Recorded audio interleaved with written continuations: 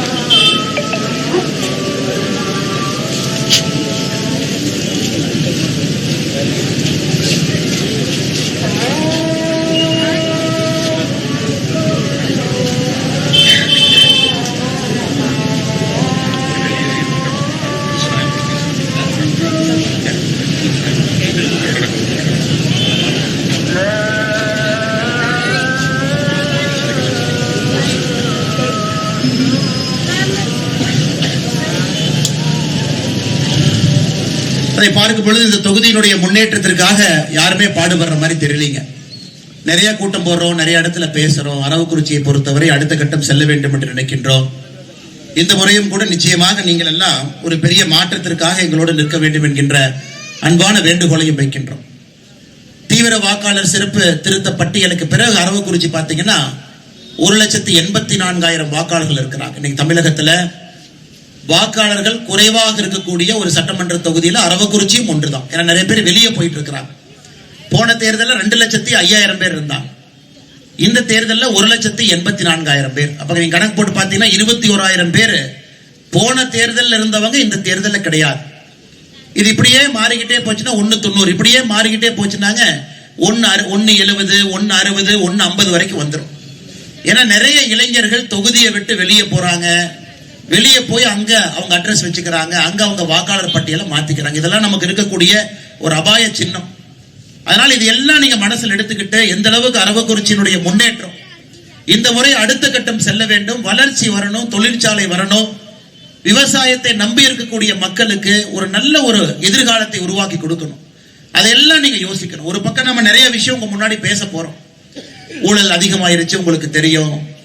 இன்னைக்கு பெண்கள் கஷ்டத்துல இருக்கிறாங்க, எந்த மாற்று கருத்துமே கிடையாது. திராவிட முன்னேற்ற கழகம் ஆட்சிக்கு வரும் பொழுது என்ன சொன்னாங்கன்னு உங்களுக்கு தெரியும். ஒரு மாதமும் கூட நம்முடைய சகோதரிகளுக்கு 1000 ரூபாய் கொடுப்போம். உங்களுக்கு தெரியும், முதல் வருஷம் ஃபுல்லா கொடுக்கல, நம்ம கேட்டோம் 12 மாசம் ஏன் கொடுக்கல. 2வது வருஷமும் கொடுக்கல, 24 மாசம் ஏன் கொடுக்கல. 28 மாசம், அதாவது 2.5 ஆண்டுகள் கழித்து பாராளுமன்ற தேர்தலுக்கு முன்பு 80 லட்சம் மகளிருக்கு ஆரம்பிச்சாங்க. 80 லட்சம் மகளிருக்கு நாங்க 1000 ரூபாய் கொடுப்போம். சண்டை போட்டு இன்னைக்கு 1,30 லட்சம் தாய்மார்களுக்கு மாசம் 1000 ரூபாய் திராவிட முன்னேற்ற கழகத்தினுடைய அரசு கடந்த 32 மாசம் மட்டும் கொடுக்கிறாங்க. அப்படின்னா அந்த பணம் வாங்கக்கூடிய தாய்மார்களுக்கு வங்கி கணக்குக்கு வரக்கூடிய வரவு 32,000 ரூபாய் அவங்க வங்கி கணக்குக்கு வந்திருக்கு. நியாயப்படி 60,000 ரூபாய் வந்திருக்கணும். முதல் 28,000 வரல, வெறும் 32,000 வந்திருக்கு. அதன் பிறகு பொங்கல் 5 ஆண்டு. தமிழர்களை பொறுத்தவரை எல்லா வருஷமே பொங்கல் வரும். ஆனா திமுகவை பொறுத்தவரை தேர்தல் வரும் பொழுது மட்டும்தான் பொங்கல் ஞாபகத்துக்கு வரும். 2024 பாராளுமன்ற தேர்தல் அன்னைக்கு பொங்கல் ஞாபகத்துக்கு வந்துச்சு. 2026 சட்டமன்ற தேர்தல் மறுபடியும் பொங்கல் ஞாபகத்துக்கு வந்திருக்கு. இந்த 2 பொங்கல், இந்த முறை பொங்கலுக்கு ஒரு 3,000, ஆட்சி வந்த உடனே 1000, 2024 பாராளுமன்ற தேர்தல் பொங்கல் 1000. இந்த 5 வருஷத்துல 2 பொங்கலுக்கு பணம் கொடுக்கல. பொங்கலுக்காக அவர்கள் கொடுத்தது 5,000. இன்னைக்கு புதுசா ஒண்ணு ஆரம்பிச்சிருக்கிறாங்க. கோடை காலம் வரப்போகுது, வெயில் அதிகமா வரப்போகுது, அதனால 2,000. தேர்தல் அப்ப மட்டும்தான் வெயில் காலம் வரும் உங்களுக்கு, தேர்தலுக்கு முன்பு வெயில் காலம் வராது. இதையெல்லாம் கூட்டி கழிச்சு பாத்தீங்கன்னா 32,000 ரூபாய் நம்முடைய மகளிருக்கு வந்த உதவித்தொகை, 3,000 ரூபாய் இந்த பொங்கலுக்கு, 2,000 ரூபாய் கோடைகால சிறப்பு சலுகை, மொத்தமா 5,000 ரூபாய், 37,000 ரூபாய் உங்க வங்கி கணக்கு வந்திருக்கு.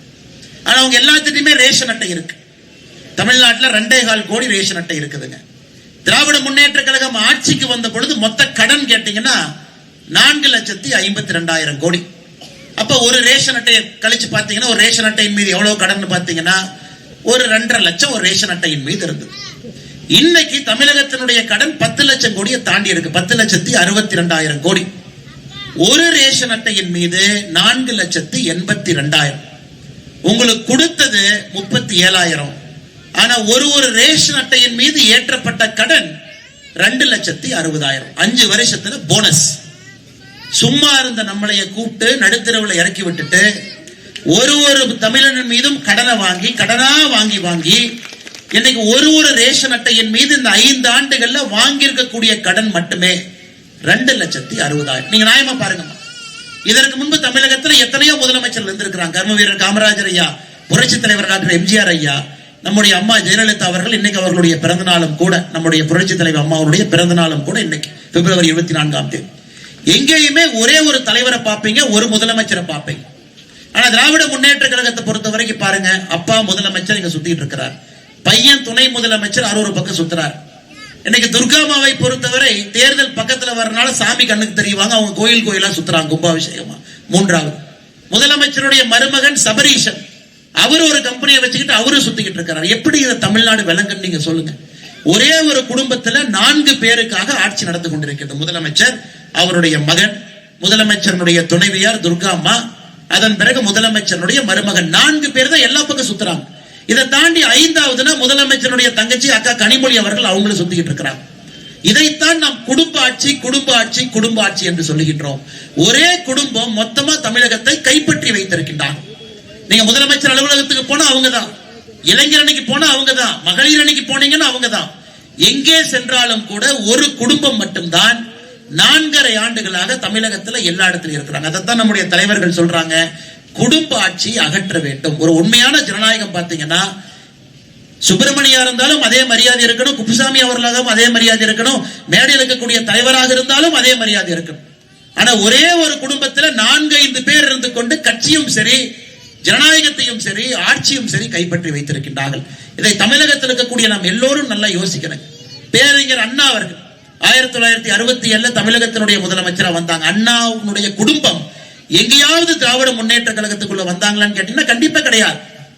புரட்சி தலைவி எம்ஜிஆர் அவர்களுக்கு பிறகு யார் இன்னைக்கு கட்சியினுடைய பொதுச் செயலராக இருக்காங்கன்னா, சேலம் பக்கத்துல ஒரு சாதாரண கிராமத்துல விவசாயியாக பிறந்த எடப்பாடி பழனிசாமி அவர்கள் அதே கட்சியினுடைய பொதுச் செயலராக இருக்கிறார். புரட்சி தலைவி அம்மா அவர்களுக்கு பிறகு அம்மாவுடைய குடும்பத்திலிருந்து யாரா வந்திருக்கான்னு கேட்டீங்கன்னா அதுவும் கிடையாது. அதனாலதான் பாரதிய ஜனதா கட்சியும் அனைத்து இந்திய அண்ணா திராவிட முன்னேற்ற கழகமா இருக்கட்டும் ஒரு சாதாரண தொண்டர்கள் இருக்கக்கூடிய கட்சியாக இது மாறி இருக்குது. ஒரு ஜனநாயகத்துல சாதாரண மனிதன் உள்ளே வரும் பொழுது மட்டும்தான் மேல வரைக்கும் வர முடியும்.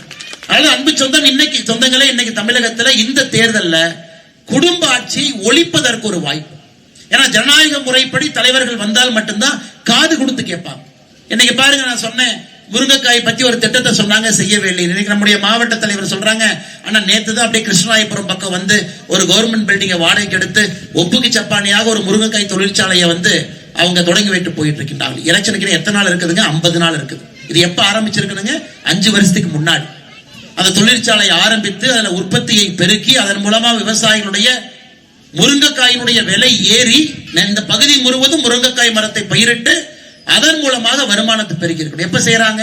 தேர்தலுக்கு 50 நாளுக்கு முன்பு இங்க கிருஷ்ணராயபுரத்துல ஒரு அரசாங்க கட்டிடத்தை வாடகைக்கு எடுத்து ஒப்புக்கு சப்பானியை அதை ஆரம்பித்திருக்கின்றார்கள். இதுதாங்க தப்பு. இதான் நம்ம தப்புங்கிறோம். 511 தேர்தல் வாக்குறுதி கொடுத்திருக்கிறாங்க. 4.5 ஆண்டுகள் நம்முடைய முதலமைச்சர் கேட்டீங்கன்னா சொல்லவே மாட்டார். ஆனா எத்தனை தேர்தல் வாக்குறுதி நிறைவேற்றிருக்கிறீங்க? ஒரு வெள்ளை அறிக்கை கொடுங்க. தேர்தல் வாக்குறுதி 1 எப்ப நிறைவேற்றினீங்க? 2. ஒரு படத்துல நம்முடைய வடிவேல் அண்ணா சொல்லுவார், இன்னைக்கு செவ்வாய்க்கிழமை நான் சண்டை போட மாட்டேன். சரிண்ணே புதன்கிழமை சண்டை போடலாம், புதன்கிழமையும் போட மாட்டேன். எப்பனே சண்டை போட்டீங்கன்னா 7 நாள் போட மாட்டேன் பாரு. அது மாதிரி நம்முடைய முதலமைச்சர் அவர்கள் 5 வருஷமா ஒரு நாள் கூட தேர்தல் வாக்குறுதிய 511 தேர்தல் வாக்குறுதி எப்ப நிறைவேற்றணும், எந்த தேதியில் நிறைவேற்றணும் என்று சொல்லவில்லை.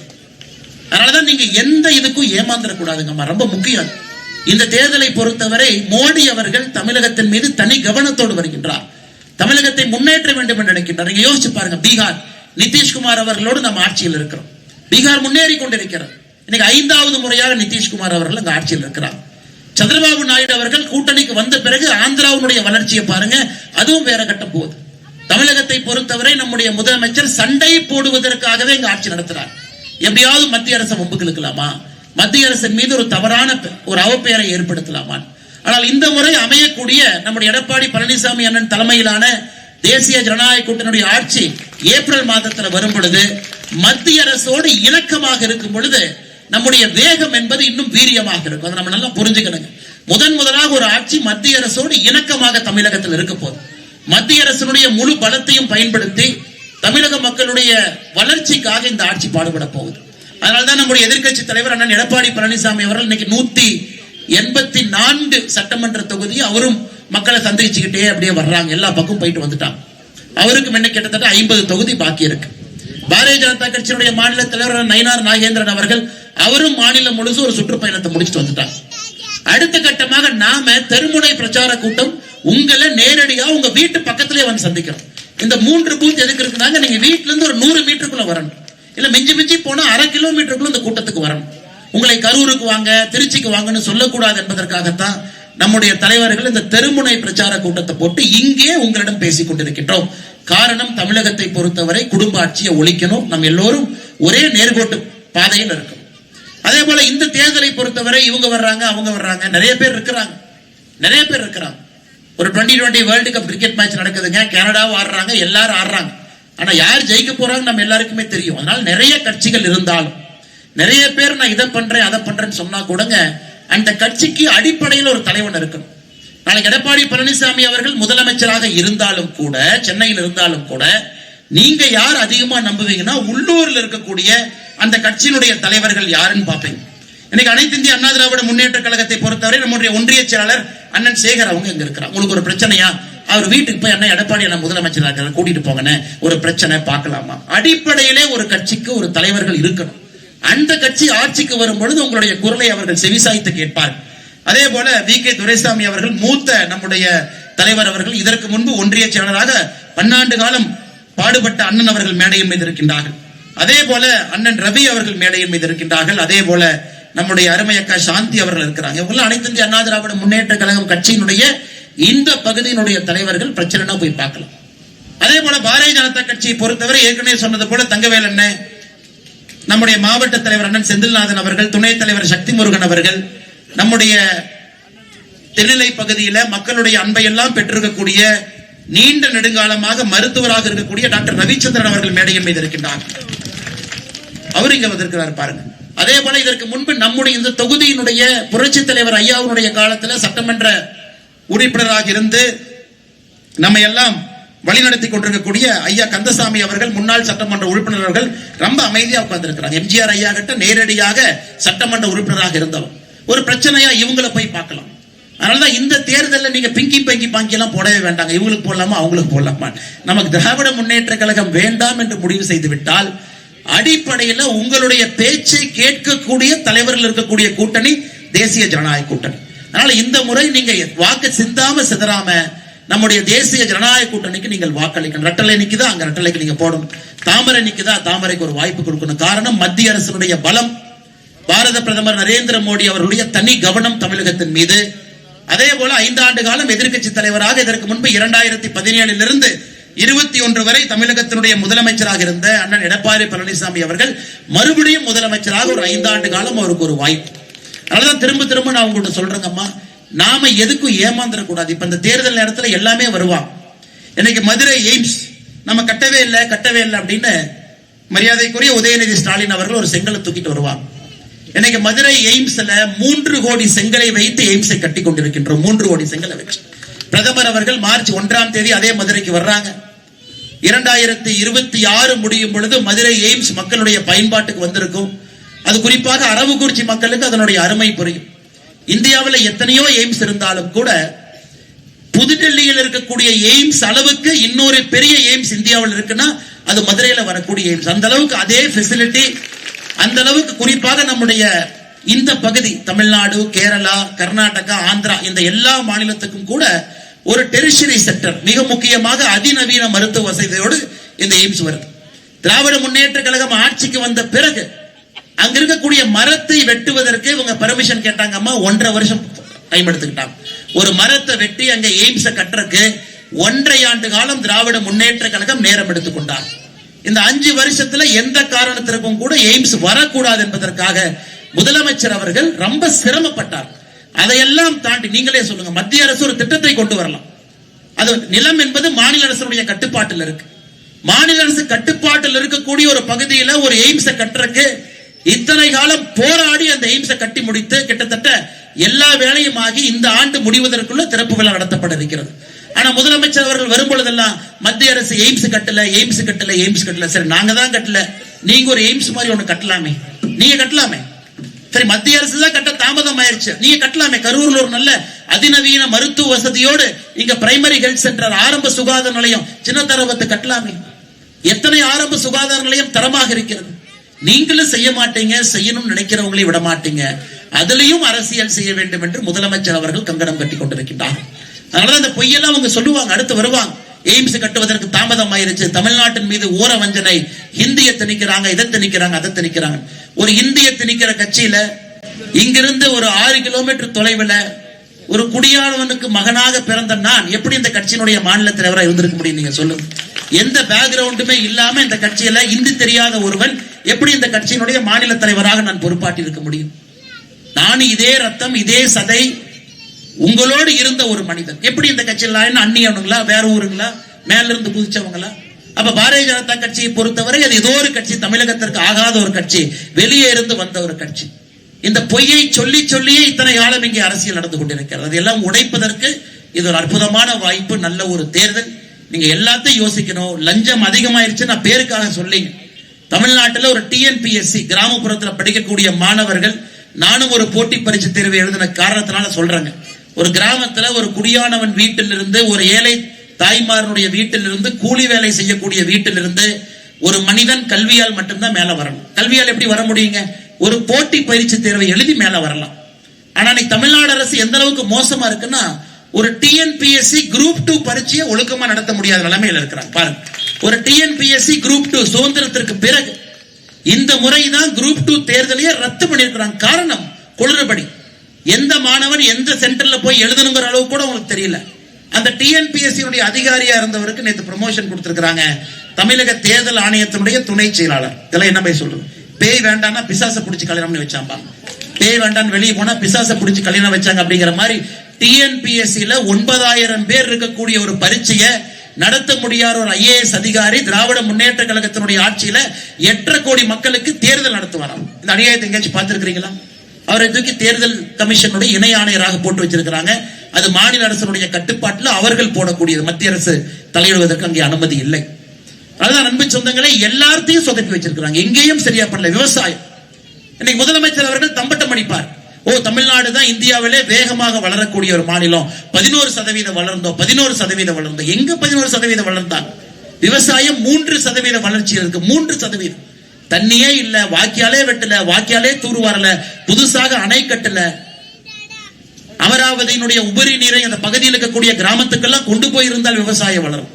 எங்கேயுமே எதுவும் செய்யாம தமிழ்நாடு எப்படிங்க வளரும்? விவசாயத்தினுடைய வளர்ச்சி என்பது தமிழகத்தில் வெறும் 3 விழுக்காடு, வெறும் 3 விழுக்காடு. ஏழை மக்கள் ஏழை மக்களாகத்தான் இருக்கிறார். பெரும் பணக்காரர்கள் பெரும் பணக்காரர்களாக மாறிக்கொண்டிருக்கின்றார்கள். அதையெல்லாம் நீங்க இந்த முறை இந்த தேர்தல் 2026 ஏப்ரல் மே மாதத்தில் நடக்கக்கூடிய தேர்தலில் ஒரு முறை யோசிச்சு, நமக்கு ஆள தகுதியானவர்கள், அனுபவமானவர்கள், உள்ளூர்ல இருக்கக்கூடியவர்கள், நமக்கு நம்முடைய பேச்சை கேட்கக்கூடியவர்கள், செவி சாய்ப்பவர்கள், அவங்க ஆட்சிக்கு வர வேண்டும் என்கின்ற எண்ணத்துல நீங்கள் வாக்களிக்க வேண்டும் என்று சொல்லுகின்றனர். அதையெல்லாம் தாண்டி பாருங்க, இன்னைக்கு தமிழகத்தை பொறுத்தவரை 2-3 பேர் சொன்னாங்க.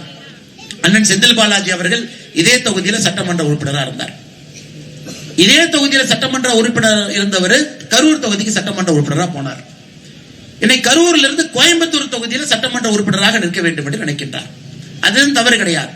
ஆனா செந்தில் பாலாஜி அவர்கள் எதற்காக அமைச்சர் பொறுப்பிலிருந்து நீக்கப்பட்டார்? ஒருவேளை இன்னைக்கு திருவள்ளுவர் அவர்கள் இந்த கலிகாலத்துல நம்மோடு திருவள்ளுவர் ஐயா இருந்தாருன்னா என்ன சொல்லுவாருனாங்க, 10 ரூபாய் பாட்டிலுக்கு வாங்கினா புலால் சிறைக்கு செல்லுவது நிச்சயம் அவரே ஒரு குரல் எழுதுவார். அந்த அளவுக்கு இன்னைக்கு கரூர் மக்கள் அரசியல்ல பல இடத்துல நம்ம தலைகுனிந்து நிற்கின்றோம். பல இடத்துல நம்ம தலைகுனிந்து நிற்கின்றோம்னா, அரவக்குறிச்சி எலெக்ஷன் மாடல் ஒரு காலத்துல ஆரம்பிச்சாங்க. கரூர்ல செந்தில் பாலாஜி முன்னாள் அமைச்சர்களுடைய அட்டூழியம், இதெல்லாம் கூட கரூர் அரசியல்லாவே நிறைய பேர் ஒதுங்கக்கூடிய நிலைமைக்கு கொண்டு வந்து நிறுத்தி இருக்கின்றார். எனக்கு அனைத்து இந்திய அண்ணா திராவிட முன்னேற்ற கழகத்துல எத்தனையோ பேர் எனக்கு தெரியும். அவர்களை அடக்குவதற்காக அவங்க வீட்டுல கஞ்சா வைத்து காலையில ரைடு பண்ணி அனைத்து இந்திய அண்ணா திராவிட முன்னேற்ற கழகத்தினுடைய எத்தனையோ தலைவர்கள் கடந்த 5 ஆண்டுகள்ல கரூரிலே கைது செய்யப்பட்டிருக்கின்றார்கள். பாரதிய ஜனதா கட்சியினுடைய தலைவர்கள், தொண்டர்கள் எத்தனை பேர் கைது செய்யப்பட்டிருக்கின்றார்கள்? நீங்க பாருங்க, ஒரு மனுஷன் புலால் சிறைக்கு 300 நாட்களுக்கு மேலே இருந்து திரும்ப வந்து திரும்ப அதே வேலையை மறுபடியும் செஞ்சிட்டு இருக்கிறான். கோயம்புத்தூருக்குள்ள போனா கரூர் குரூப், சென்னைக்கு போனா கரூர் குரூப், ஒரு 20 பேரை வச்சுக்கிட்டு டாஸ்மார்க்ல வசூல் பண்றது. எங்கே சென்றாலும் கூட தலை நிமிர்ந்து நிற்க வேண்டிய நம்முடைய கரூர் மக்கள் இந்த கரூர் குரூப் என்கின்ற ஒற்றை பெயர்ல எங்க போனாலும் 10 பேர் வசூலுக்கு வச்சிருக்கிறாங்க. டாஸ்மார்க் பாட்டிலுக்கு வாங்கணும், மூடிக்கு வாங்கணும், டாஸ்மார்க் அட்டைக்கு வாங்கணும். எங்கே சென்றாலும் கூட கரூர் குரூப் என்று மொத்த கரூர் மாவட்டத்திற்கும் கூட ஒரு அவப்பெயரை கரூர் சட்டமன்ற தொகுதியினுடைய இன்னைக்கு இருக்கக்கூடிய எம்எல்ஏ அவப்பெயரை ஏற்படுத்திட்டு இருக்கிறார். அதெல்லாம் நீங்க யோசிக்கணுங்க. அந்த அரசியல் மாறணுங்க. இது போன்ற அரசியல் தாக்கு பிடிக்காதுங்க. இந்த அரசியல் பண்ண முடியாது. இது போன்ற அரசியல் எத்தனை நாளைக்கு இதே போல ஒரு பண அரசியல் என்பது ஏழை மனிதனுக்கு எந்த விதத்தில் அது பயன்படும்? ஒரு தேர்தல் கரூரை பொறுத்தவரை 100 கோடி, 150 கோடி, 200 கோடி தேர்தலாக இருந்தால் எந்த அரசியல்வாதி ஒரு சாதாரண மனிதனுக்கு வேலை செய்வதற்காக இங்கிருந்து பாடுபட போறார்? அதையெல்லாம் இந்த முறை நீங்க யோசிச்சு மாத்தணும். கரூர்ல நல்ல அரசியல் வரணும். ஒரே ஒருவர் இந்த அரசியலை மிக கேவலமாக மோசமாக நடத்தி கொண்டிருக்கின்றார்கள். அது போன்ற அரசியல் நமக்கு வேண்டாம். ஏன் இதே முதலமைச்சர் ஐயா M.K. ஸ்டாலின் அவர்கள், இதே முதலமைச்சர் அவர்கள் எதிர்க்கட்சி தலைவராக இருக்கும் பொழுது இதே மண்ணு கரூருக்கு வர்றார். செந்தில் பாலாஜி ஊழல்வாதிங்கிறார். செந்தில் பாலாஜியினுடைய தம்பி அசோக் ஊழல்வாதிங்கிறார். இதே முதலமைச்சர் செந்தில் பாலாஜி கைது செய்யப்பட்ட பிறகு மகாத்மா காந்தியினுடைய வாரிசுங்கிறார். யோசிச்சு பாருங்க, இந்த அநியாயத்தை எங்கேயாச்சும் நீங்க பார்த்திருப்பீங்களா? இதே மண்ணுல வந்து பேசிய ஒரு முதலமைச்சர் அவர்கள் எதிர்கட்சி தலைவரா இன்னைக்கு இருந்தாங்க. இன்னைக்கு முதலமைச்சராக இருப்பவர் இன்னைக்கு மகாத்மா காந்தியினுடைய வாரிசு தான் இந்த செந்தில் பாலாஜின்னு பட்டம் சூட்டிக்கிட்டு இருக்கிறார். அதனால் நீங்கள் வாக்களிக்கும் பொழுது இதெல்லாம் யோசிக்கணும். நம்மை பொறுத்தவரை இணைந்து நிற்கின்றோம். இந்த முறை ஒரு மாற்றத்தை கொடுக்கணும். அரவக்குறிச்சி, கரூர், கிருஷ்ணராயபுரம், குளித்தலை 4 சட்டமன்ற தொகுதியிலும் கூட பணி செய்யக்கூடிய சட்டமன்ற உறுப்பினர்கள் இங்கிருந்து பார்க்கணும், இங்கிருந்து வேலை செய்யணும். அதே நேரத்தில் எனக்கும் பெரிய ஆசை இங்கிருந்து உள்ளூர்ல இருக்கணும், கிராமத்தில் இருக்கணும். பாரதிய ஜனதா கட்சியை பொறுத்தவரை மாநில தலைவர் பொறுப்பு சென்னைக்கு போகணும், தேசிய பொறுப்பு டெல்லிக்கு போகணும், இங்க போகணும், அங்க போகணும், எல்லா இடத்துக்கு போகணும்.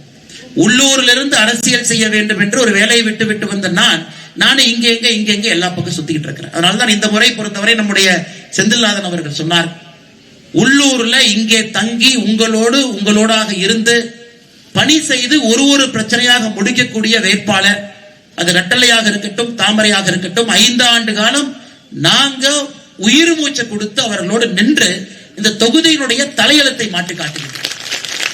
எங்களுக்கு தேவை வேலை செய்யறதுக்கு ஒருத்தர் வேணுங்கம்மா, ஒரே ஒருத்தர் நீங்க கொடுங்க.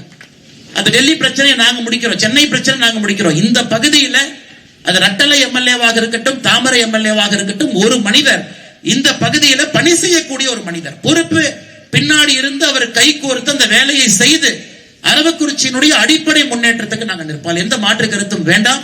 நாங்க கண்டிப்பா செஞ்சே தீருவோம். அது வாய்ப்பு மட்டும் நீங்க கொடுக்கணும். வாய்ப்பு கண்டிப்பாக யோசிச்சு கொடுங்க. 1,90,000 பேர் நம்ம தலைவர் நான் சொன்னதுல ஒரு சின்ன திருத்தத்தை சொன்னார். 184 190 25 இருந்து 190. நம்ம ஊர்ல வெளியே யாரும் போக கூடாதுங்க. இளைஞர்களை தக்க வைக்கணும், உள்ளூருக்குள்ள தக்க வைக்கணும். எப்படி தக்க வைக்கிறதுங்க? வேலை வாய்ப்பு உருவாக்கி கொடுத்தால் மட்டும்தான் உள்ளூர்ல தக்க வைக்க முடியும். அதனால் நிச்சயமாக இந்த முறை நீங்க தேசிய ஜனநாயக கூட்டணிக்கு நீங்கள் வாக்களித்து அண்ணன் எடப்பாடி பழனிசாமி அவர்களை முதலமைச்சராக அவர் ஆக்கி 234 தொகுதியிலும் கூட ஒரு பெரிய மாற்றத்திற்கு நீங்கள் அடிபோடணும். மிக பொறுமையாக இந்த தெருமுனை பிரச்சார கூட்டத்திற்கு 3 பூத் அளவில் ஏற்பாடு செய்யப்பட்ட சின்ன கூட்டம் என்று சொன்னால் பெரிய மனதோடு நாங்க வரணும். எங்களுக்கு மாநாடு தேவையில்லை. உள்ளூர் பிரச்சனையை எங்க வீட்டு பக்கத்துல வந்து கேட்கணும். பெரிய ஒரு ஆரவாரத்தோடு வந்திருக்கக்கூடிய எல்லா நம்முடைய அன்பு சகோதரருடைய பாதத்தை தொட்டு வணங்கி நன்றியை தெரிவித்துக் கொண்டு, அதே நேரத்தில் புரட்சி தலைவி அம்மா அவர்களுடைய பிறந்த நாள், அற்புதமான ஒரு தலைவி. அவங்க இருந்த பொழுது சட்டம் ஒழுங்கு எப்படி இருந்ததுன்னு பாருங்க. எப்படி இருந்தது அவருடைய காலத்துல சட்டம் ஒழுங்கை பொறுத்தவரை எப்படி நம்முடைய புரட்சி தலைவி வைத்திருந்தார்கள். அதே போன்ற ஒரு வாய்ப்பு அடுத்து வரக்கூடிய ஆட்சிக்கு நீங்க கொடுங்க. சட்டம் ஒழுங்கு அதல பாதாளத்தில் இருக்கு. அதை பத்தி நான் பேசவே விரும்பலைங்க. அந்த அளவுக்கு மோசமா இருக்கு. தமிழகத்தில் இதுவரை நடைபெறாத குற்றங்கள் எல்லாம் அந்த 5 ஆண்டுகள் நடந்திருக்குது. காது கேட்க முடியாத, பேச முடியாத குற்றங்கள் எல்லாம் நாம் பார்க்கின்றோம். அதற்கெல்லாம் ஒரு முற்றுப்புள்ளி வைப்பதற்கு இந்த தேர்தலை பயன்படுத்துவோம்.